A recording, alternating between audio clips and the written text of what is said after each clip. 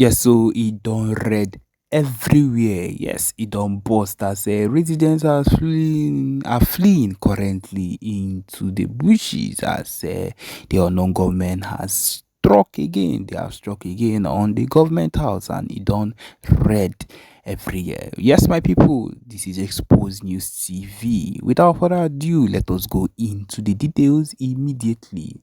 Yes, panic has gripped into the capital city as the unknown gunmen who were heavily armed have launched a brazen attack.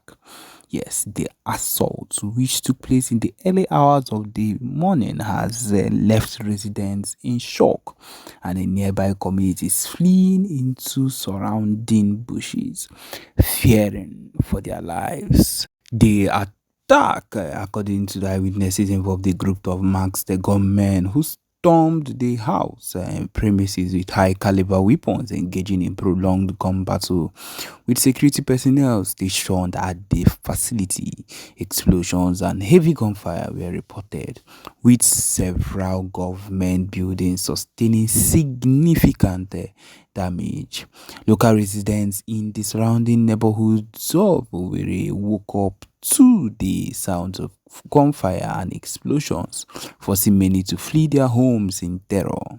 Eyewitnesses described the scene as chaotic, with people abandoning their homes and running towards the outskirts of the city to seek safety. I had to grab my children and run, said a woman of three, a mother of three rather, who lives close. We didn't even take anything with us. The gunshots were so loud and everyone were running in different directions. I don't know when it will be safe to go back. The roads leading out of the city were reportedly clogged with cars and people on foot as families attempted to escape the escalating violence. Markets, schools, and businesses in the city were quickly, one way or another, put in chaos, and uneasy silence has been in that area. This attack marks the latest in a series of violent incidents linked to the UGM, a shadowy group that has carried out numerous assaults on government's facilities and security personnel in the southeastern region of Nigeria. Though the group's motives and affiliations remain unclear, their operations have heightened tensions in the region already marked by unrest. No group has yet claimed responsibility for the attack, but security analysts believe it is likely linked to broader grievances over perceived marginalization of the southeastern states and demands for greater autonomy. Of course, the government has come out that they have not yet, even though they have not yet released an official statement regarding it, but sources inside have confirmed that the security forces, are attempting to regain full control, and the military reinforcements have been deployed to the area, of course, with helicopters everywhere hovering. We are doing everything we can to bring the situation under control, said a source within the state's security apparatus. The attackers have been repelled for now, but we are still monitoring the situation. Casualty figures are yet to be confirmed, though there are unverified reports of multiple injuries and possible fatalities among security personnel. The extent of the damage to government property also remains unclear, but witness reported seeing some parts on fire.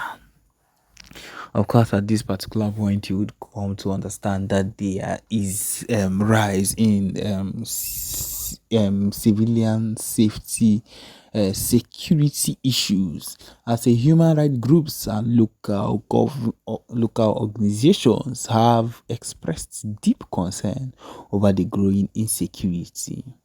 The increasing attacks by the UGM, coupled with violent clashes between separatist groups and Nigerian security sources, have left communities. They have left communities living in fear.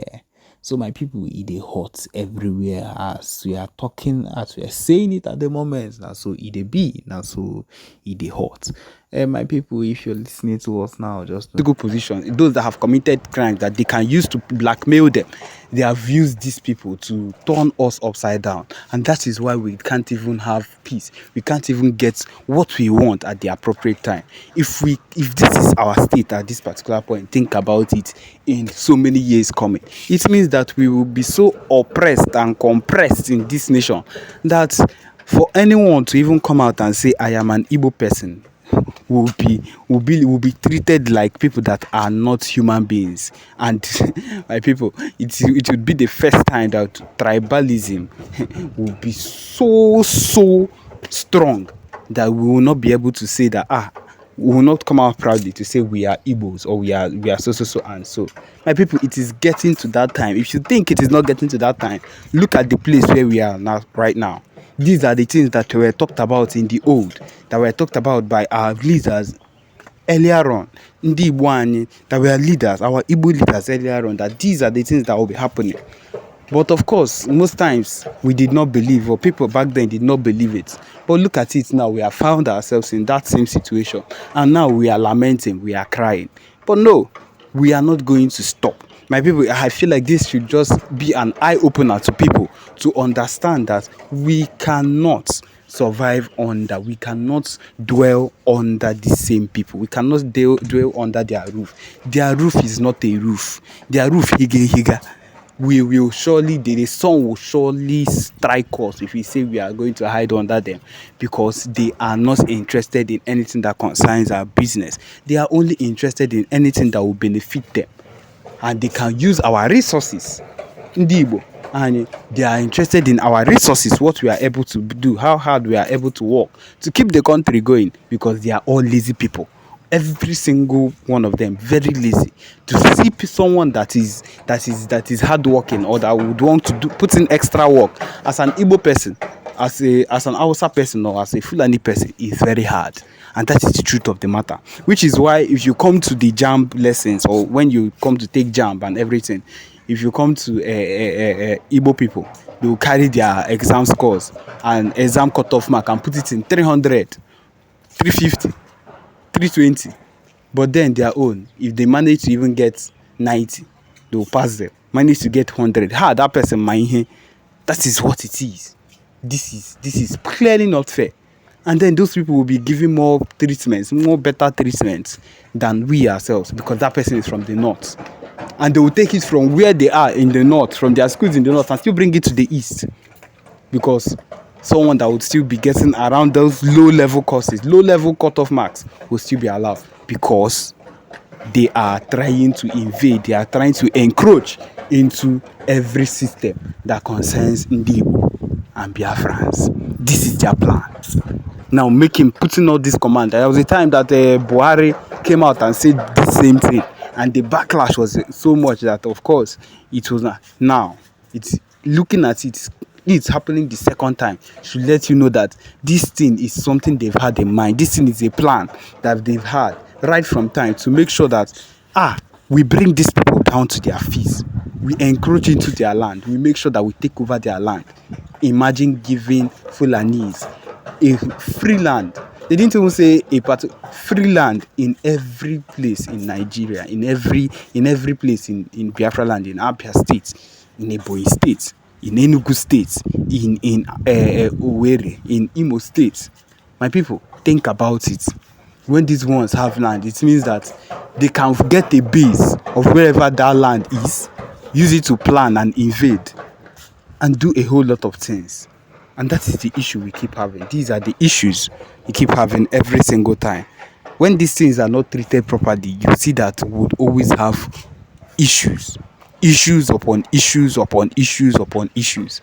And when these issues start compiling and keep growing and keep going high, my people, it means at some point we will not be able to contain it. But if it starts now, to go against every single thing, to make sure that, to let them know that we are not giving up on our call to get Biafra, then they will come to understand that we are serious, and that anything we've ever said has always been serious, and they will take us more seriously, because that is what we need to do, because that is what we are. We are serious people. That is why the Biafra Liberation Army and the Biafra Navy, every single people involved in this particular movement is working tirelessly to make sure that we get what we want. And so that is the problem. That is the effort we need to keep having. So yes, my people, this is where we come to the end of this particular broadcast. Thank you for joining us. Remember to subscribe and turn on your notifications too. Thank you.